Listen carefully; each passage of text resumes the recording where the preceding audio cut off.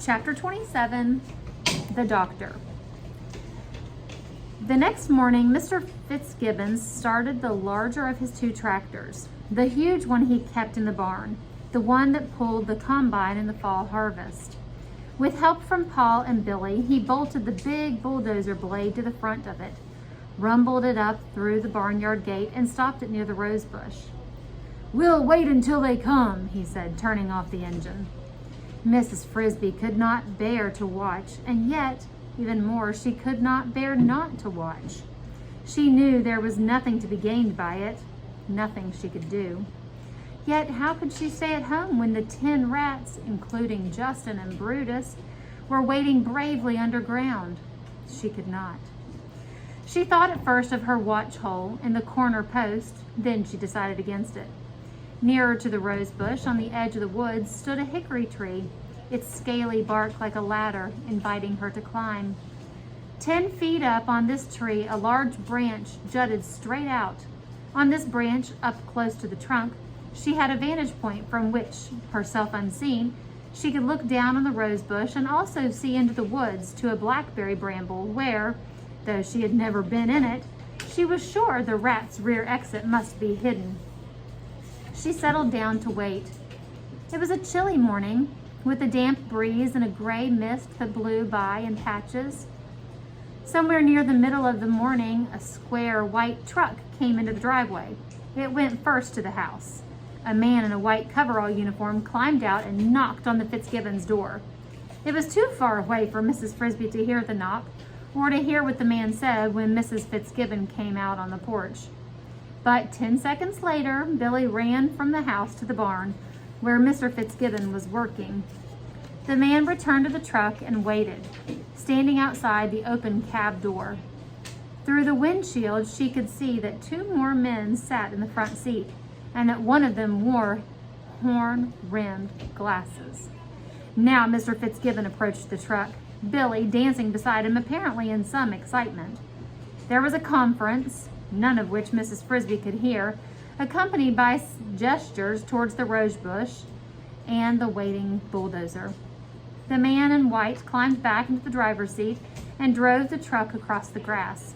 He backed it up beside the bulldozer, stopping perhaps 10 feet from the bush. Mrs. Frisby stared at it. If there was anything printed on it, it must be on the other side, away from her. Then 3 men climbed out, and she could hear what they said. "It's a big one, all right," said one of the men. "And look at those thorns. It's hard to see how even a rat could get in there." The man in the horn rims walked around the edge of the bush, examining it closely. He bent over. "Look at this," he said. "There's the entrance hole, very neatly hidden.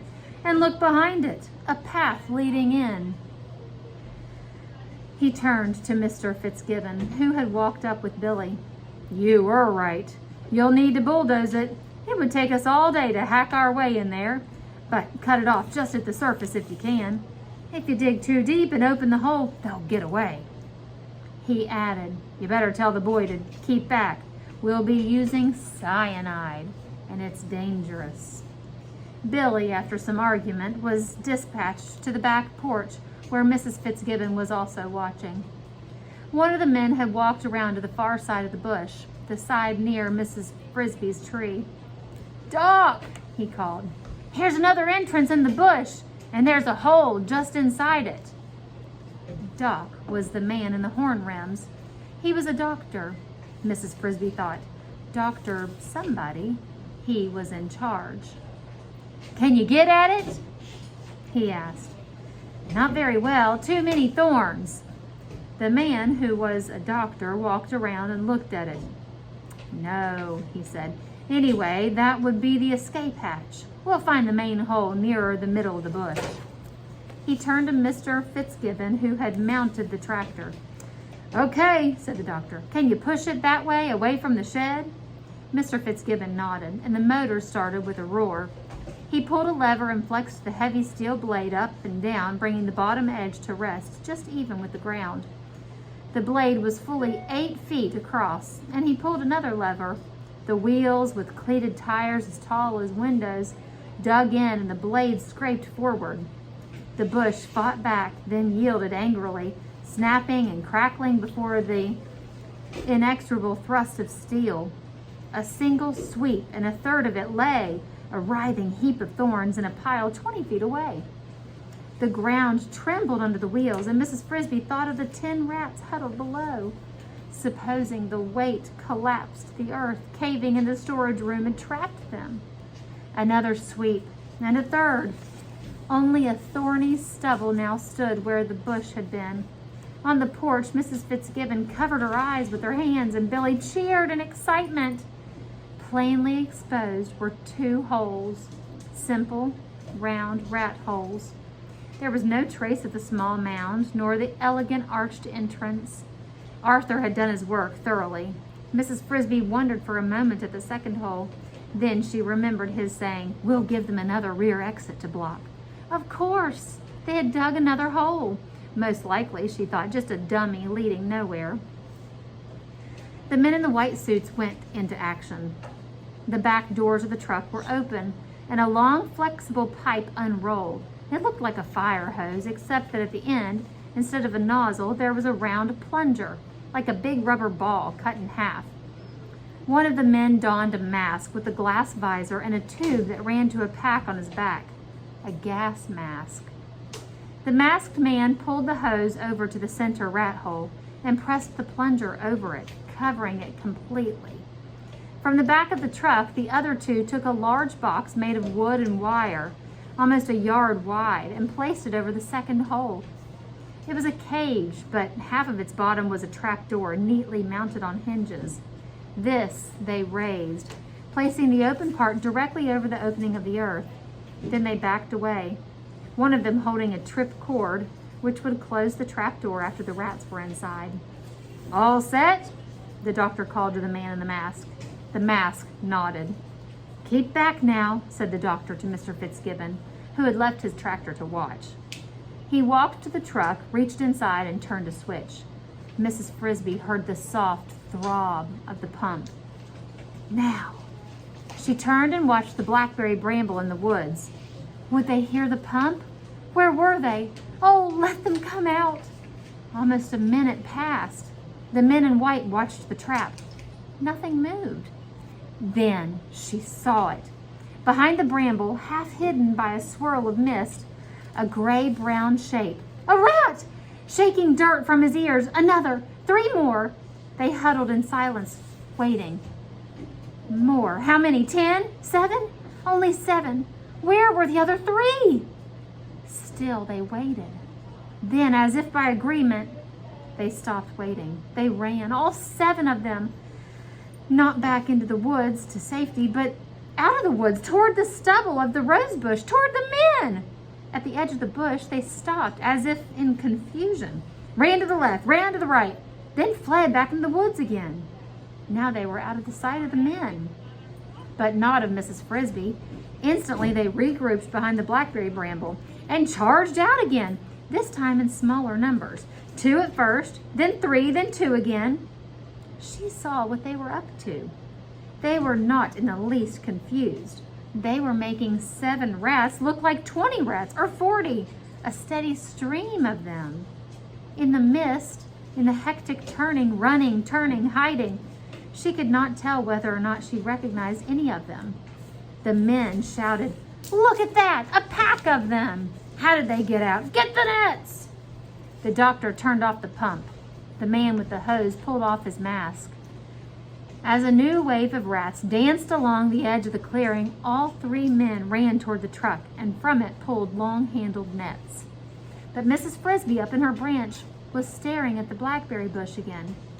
She saw something that all of the others, including the rats, didn't see. An 8th rat had come out. He emerged running, but then he stumbled. He got up again and ran again, this time more slowly, circling vaguely to the right. He didn't seem to know where he was going. He reached a sparse thicket of saplings, almost out of her sight, and there, abruptly, he fell over on his side and lay still. Meanwhile, all 3 men, holding their nets low, ran across the stubble toward the parade of rats. But as they approached the parade, it vanished. The rats, their purpose accomplished, melted into the misty woods, and this time they didn't reappear. Mrs. Frisby watched them as they loped away swiftly in single file and disappeared from her view, back into the deep forest and up the mountainside. The rear guard was gone, bound for Thorn Valley, but the 8th rat still lay unmoving along the saplings, and 2 had never come out at all. "They're gone," said the man who had worn the mask. "They fooled us." "What happened?" asked Mr. Fitzgibbon, standing near the truck. "Simple enough," said the doctor. "They had 2 escape holes, and they used the other one." He walked back to the blackberry bramble and bent down, kicking the branches aside with his foot. "Here it is," he said. "Quite a long tunnel, one of the longest I've seen." To the other 2 men, he said, "Get the pick and the shovels." For half an hour they dug, laying open a narrow trench along the tunnel. From her angle of view in the tree, Mrs. Frisby could see only the top of this trench and not down into the bottom. Still, she watched, saying to herself, perhaps after all there were only 8. Maybe they decided that 8 would be enough. Then one of the shovels broke through into air. They had come to the rat's storage room. "There's 2 of them," said one of the men, and her heart sank. Who were they? She wanted to run and look, but she didn't dare. "Careful," said the doctor. "They may still be some gas. Let the wind blow it out." "Phew," said one of the men. "That's not gas, that's garbage." "Open it up a little bit more," said the doctor. One of the men wielded his shovel for another minute, and then the doctor peered in. "Garbage," he said. "Last night's dinner. Garbage and 2 dead rats." Mrs. Frisby thought, "He sounds disappointed." "Only 2?" said Mr. Fitzgibbon. "Yes, it's easy to see what happened. In a hole this size, there would have been a couple of dozen at least. But these 2 must have been up at the front, near the tunnel. They got a whiff of the gas and it killed them. But before they died, they must have warned the others. So the rest ran out." "Warned them?" said Mr. Fitzgibbon. "Could they do that?" "Yes," said the doctor. "They're intelligent animals. Some can do a great deal more than that." But he did not elaborate. Instead, he turned to one of the men. "We might as well take these 2 back with us." From the truck, the man produced a white paper sack and a pair of plastic gloves. He pulled the gloves on, reached into a hole, and placed the 2 dead rats into the sack. He did this with his back to Mrs. Frisby so that she never got even a glimpse of them. "All right," said the doctor. "Let's close it up." They shoveled the dirt back into the trench and returned to the truck. "You'll let me know if they have rabies," said Mr. Fitzgibbon. "Rabies?" said the doctor. "Oh, yes, of course. But I doubt it. They look perfectly healthy." "Perfectly healthy," thought Mrs. Frisby sadly, "except for being dead." She looked into the woods, over toward the saplings where the other rat lay. Was he, too, now dead? To her surprise, she saw that he was moving. Or was he? In the mist, it was hard to tell, but something had moved. After the truck had left, Mr. Fitzgibbon stood looking at the ruin of the rose bush. He seemed vaguely puzzled and disappointed. He must be wondering, she thought, whether it had been worth it, just to exterminate 2 rats. He had no way of knowing, of course, that all the rest were also gone and would not return, that his grain loft was safe. In a moment, he turned and walked to the house. As soon as he was safely gone, Mrs. Frisby scurried down from her tree and into the woods. On the ground, she could no longer see the rat or the thicket where he lay, but she knew the direction, and she ran. Around a stump, over the mound of leaves, past a cedar tree, there were saplings and the rest of the rat still on her side. It was Brutus. Beside him, futilely trying to move him, stood Mr. Ages. She reached him, breathless from her run. "Is he dead?" "No. He's unconscious, but he's alive and breathing. I think he'll revive if I can just get him to swallow this." Mr. Ages indicated a small corked bottle, no bigger than a thimble, on the ground beside him. "What is it?" "An antidote for the poison. We thought this might happen, so we got it ready last night. He got just a little of the gas, made it this far, and then collapsed. Help me lift his head." Mr. Ages had been unable to lift Brutus's head and the bottle at the same time. Now, with Mrs. Frisby's help, he forced open Brutus's mouth and poured in just a few drops of the smoky liquid the bottle contained. In a few seconds, Brutus made a gulping noise, swallowed hard, and spoke. "It's dark," he said. "I can't see." "Open your eyes," said Mr. Ages. Brutus opened them and looked around. "I'm out," he said. "How did I get here?" "Don't you remember?" "No." "Wait, yes. I was in the hole. I smelled gas, an awful, choking, sweet smell. I tried to run, but I stumbled over somebody lying on the floor, and I fell down. I must have breathed some of the gas. I couldn't get up. And then I heard the others running past me. I couldn't see them. It was darker than night. Then one of them ran into me, and I stopped. He pulled me up, and I tried to run again, but I was too dizzy. I kept falling. The other one helped me up again, and I went a few steps more. He kept pulling me, then pushing, and somehow, finally, I got to the end of the tunnel. I saw daylight, and the air smelled better.